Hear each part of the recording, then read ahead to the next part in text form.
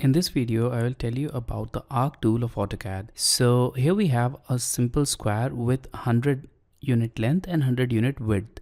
Now, when you go to the draw panel, you'll see this arc fly out, and when you expand it, you'll see 11 different options for making the arc. So we'll start with the first option, which is 3-point arc. And as the name suggests, you need to enter 3 different points in order to make this arc. So I'll click at the first point, then second point somewhere over here, and the third point here. And here we have it. So in this way, you can create the arc with 3 different points. Now let's look at the other option, which is start, center, and end. So here we need to enter the start point at first, then the center point and the end point. So now let's start with the start point. So I'll click at this point.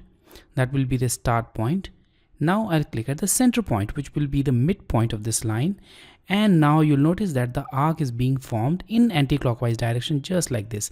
And now you only need to enter the third point. So click anywhere in the drawing area to apply the third point, and I can click here to make the arc. And here we have it. Now let's go to the other option here, and here we have this start, center, and angle. Now before making this arc, I'll simply erase both of these arcs which we have made, and now select this start, center, and angle. So once again, we need to first click on the start point, then the center point, and now the angle. Now this will be the included angle of the arc. Now you can enter the included angle directly by clicking anywhere in the drawing area, or you can also type the angle. So in this case, let's say that we want to make an included angle of 30 degrees. So I'll simply type 30 on the command line and press enter.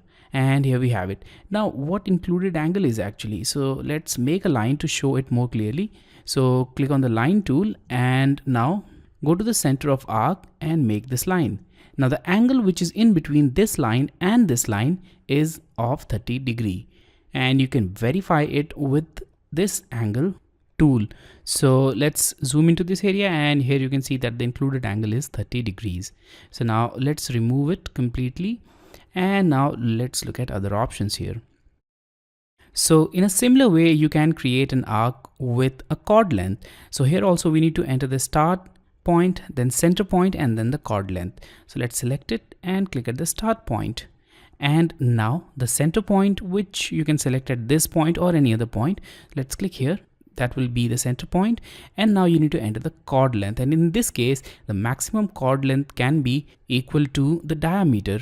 And you cannot make a chord which is longer than the diameter, obviously, and depending upon the chord length, the arc will be made. So let's say that we want to make an arc with a chord length of 60 units. So let's type 60 and press enter. So now in this case, the length of this line, the line joining this endpoint of arc and this endpoint of arc, should be equal to 60 units. So that is the chord, and this is the chord length here in this case, and the length of this chord is 60 units. So let's erase it. And let's look at other options. So now we have these options in which we generally need an angle. So here also we have this start point, end point, and then angle. So let's click on this start point, then the end point, not the midpoint. So here I'm clicking for my end point, and now we need to specify the angle. Now this will be the included angle of the arc. So here also you can click anywhere in the drawing area to specify the angle, or you can also type the angle value. So I'll simply type the angle value, which is 90 in this case, and press enter. So now you must be wondering what this 90 angle is. So for explaining this, I'll make a line, and I'll click on this endpoint, and I'll join it with the midpoint or the center point of the arc, and I'll join it with the second endpoint of the arc. Now the angle between this line, let's erase this extra line. So now the angle between this line and this line should be 90 degrees. And again, you can verify it with the same angle dimension, and we'll learn about these dimensioning later on. So here you can see the angle is 90 degrees. So let's erase these geometries, and let's look at other options. So now the next option is start, end, and direction. So once again, here we have the starting point, then the end point, and now the tangential direction. So here you can simply see that as I move my cursor, the tangent line is moving, and also the radius of arc is changing. and here we can change it directly, but this line, the dotted one, is always tangent to this arc. Now if you want to change the direction, you can simply hold the control key and the direction will change just like this, and this control key will also work for all the remaining arcs which we have drawn so far. So let's release the control key, and now let's click anywhere in the drawing area to make the arc just like this.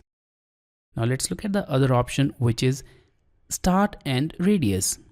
So in this case, we need to first click at the start point, then we need to click at the end point, and now we need to specify the radius value. So that will be the radius of arc. So let's type a radius value of 60 units, and here we have it. Now this arc has a radius of 60 unit.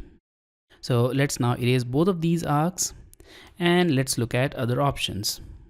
So now we have this center, start and end. So obviously we need to first specify the center point, then start and then end. So let's click at this point. So that will be the center point. Now the start point, and choose this point as the start point. And now you'll notice that the arc can be made in anti-clockwise direction. And all you need to do is specify the end point. So here I'm clicking to specify the end point. Now you can change the direction of this arc simply by changing the start point. So I'll select this option once again, and this time I'll select the same center point, but the starting point will be this one, and now the arc will be made in opposite direction. You can also change this direction by simply holding the control key as we have done in the previous case. So I'll just release it and I'll click here. So let's now erase it. And now let's look at the other options. So now the next option is center, start and angle. So here obviously we need to specify the center point and then the start point and the included angle.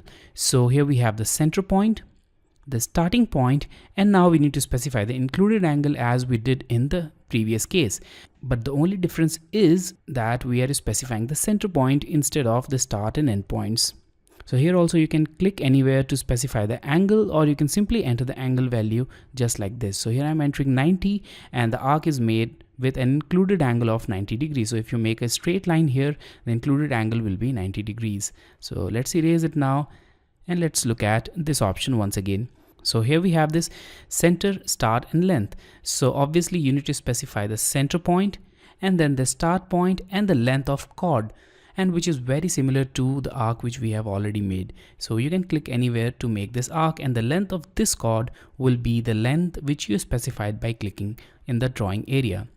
Now the last option is a little bit different, the continue arc, and for this you need to make an arc, then only it will work. So we need to make an arc here. So I'll select this 3 point, now click at this point, now click somewhere around this point, and now click at the middle point somewhere around this.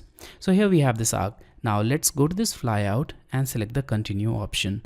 Now as soon as you click on the continue option, you'll notice that another arc will be formed, and that arc will be tangential, or the geometry will be completely continuous in between these two arcs. And if you select the continue option once again, the next arc will follow the previous one, and in this case also the geometry will be completely continuous, or the arcs will have a completely tangential geometry at the point of contact, just like this. So this was all about creating arc with different options of the arc flyout. So you can use any of these options depending upon the geometry which you want to make, but the most frequent one are the 3-point arc, the start end radius and the center start end, which I mostly use, but you can obviously use other options depending upon the situation.